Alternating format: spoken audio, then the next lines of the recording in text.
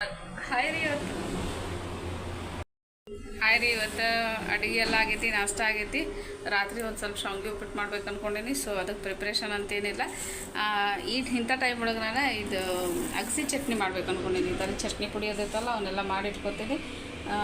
ಇದು ನೋಡಿರಿ 250 ಗ್ರಾಮ್ದು ಐತಿ, 36 ರೂಪೀಸ್ ಐತಿ. ಇದು ಬ್ಲ್ಯಾಕ್ ಸೀಡ್ಸ್ ಅಂತಲ್ಲ, ಇದು ಆರೋಗ್ಯಕ್ಕೆ ಭಾಳ ಚಲೋ.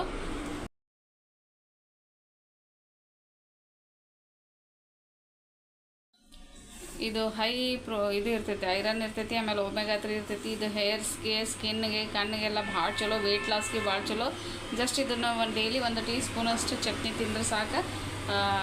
ನಾರ್ಮಲ್ ಅನ್ನ, ಇದ್ರೊಳಗೆ ರೊಟ್ಟಿ, ಚಪಾತಿ, ಕಟ್ಟದ ರೊಟ್ಟಿ ಎಲ್ಲದ್ರೊಳಗೂ ಫಸ್ಟಿಗೆ ಇದನ್ನು ಹುರ್ಕೋಬೇಕು. ಹುರ್ಕೊಳ್ಳೋದು ಭಾಳ ಅಂದ್ರೆ ಟೆಕ್ನಿಕ್ ಐತಿ, ಅದೇ ಥರನೇ ಹುರ್ಕೋಬೇಕು. ಆಮೇಲೆ ಇವನು ಒಂದು ಸ್ವಲ್ಪ ನೀರು ಹಚ್ಚಿದ್ರೆ ಜಲ್ ಗತ್ತೆ ಆಗ್ತಾವೆ. ಸೊ ಹುಷಾರಿರ್ರಿ, ಇವ್ನು ಮೊಸರೊಳಗದು ತಿನ್ನಕ್ಕೆ ಹೋಗ್ಬಾರ್ದು ಈ ಚಟ್ನಿ.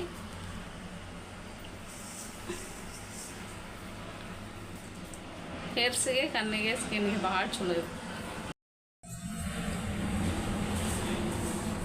ಇವು ಚಟ್ಪಟ್ ಅಂತಂದು ಅಳ್ಳಗತ್ತೆ, ಅಂದ್ರೆ ಪಾಪ್ಕಾರ್ನ್ ಇರ್ತೈತಲ್ಲ ಆ ಥರ ಆಗ್ತಾವೆ ನೋಡ್ರಿ. ಆವಾಜ್ ಆಗತ್ತೈತೆ, ಅದು ಚಟ್ಪಟ್ ಅಂತಿರ್ತಾವೆ. ಸಣ್ಣ ಉರಿ ಇಟ್ಟು ನೋಡಿರಿ, ಫ್ಲೇಮ್ ಅಗ್ದಿ ಕಡಿಮೆ ಇಟ್ಟೇನಿ.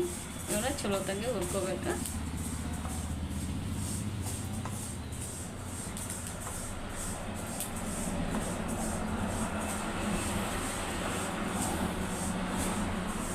ಒಂದು 1/4 ಕಿಲೋ ಮಾಡಿದ್ರೆ 1 ತಿಂಗಳು ಆರಾಮಾಗಿ ಆಗ್ತೈತಿ.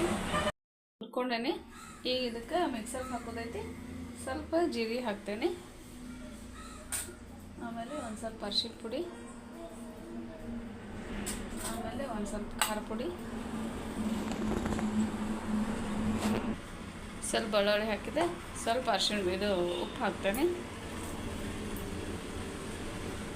ಇದು ಹಾಕಿ ಮಿಕ್ಸರ್ಗೆ ಹಾಕೊಂಡು ಬರ್ತೇನೆ. ಸಣ್ಣಗೆ ಮಿಕ್ಸರ್ಗೆ ಹಾಕ್ಬೇಕು.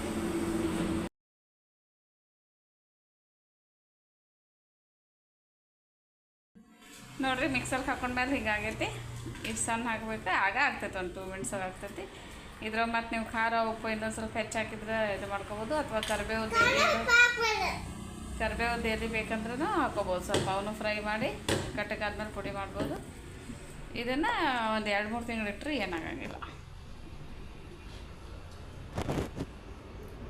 ಇದು ಅಗಸಿ ಚಟ್ನಿ ನೋಡಿರಿ, 2 ನಿಮಿಷ ಆಯ್ತು.